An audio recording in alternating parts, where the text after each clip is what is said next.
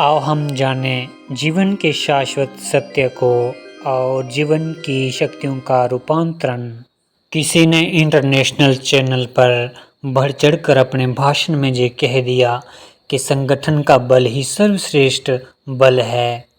लेकिन यह बात कहाँ तक सत्य है? संगठन का बल श्रेष्ठ हो सकता है, जरूर श्रेष्ठ हो सकता है, परंतु सर्वश्रेष्ठ नहीं हो सकता है, क्योंकि संगठन इंसान के बनाए हैं और संगठन बनते हैं, संगठन टूटते हैं और संगठनों में फूट पड़ती है, स्वार्थ आता है।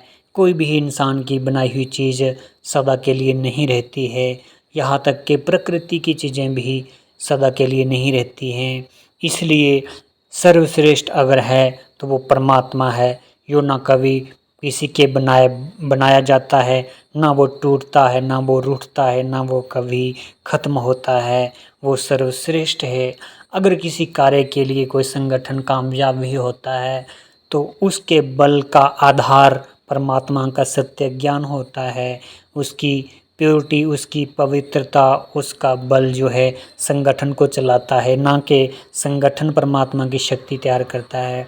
परमात्मा की शक्तियों से संगठन में एकता होती है और वो आगे बढ़ता है। पर जब जब संगठन में परमात्मा के ज्ञान की कमी आती है, पाप बढ़ता है, अपवित्रता बढ़ती है, तो संगठन भ्रष्ट होकर नष्ट हो जाते हैं। इसलिए उनको परमात्मा के आश्रय में रहकर ही कार्य करना चाहिए। संगठन का अहंकार करने वाले संगठन सदा नीचे गिरते हैं और एक सच्चा इंसान अगर अकेला भी सच्चाई पर चल पड़ता है तो उसके भी संगठन बन जाते हैं, क्योंकि सच्चाई के पीछे परमात्मा का एक विधान है, वो सच्चाई की स्वयं रक्षा करते हैं।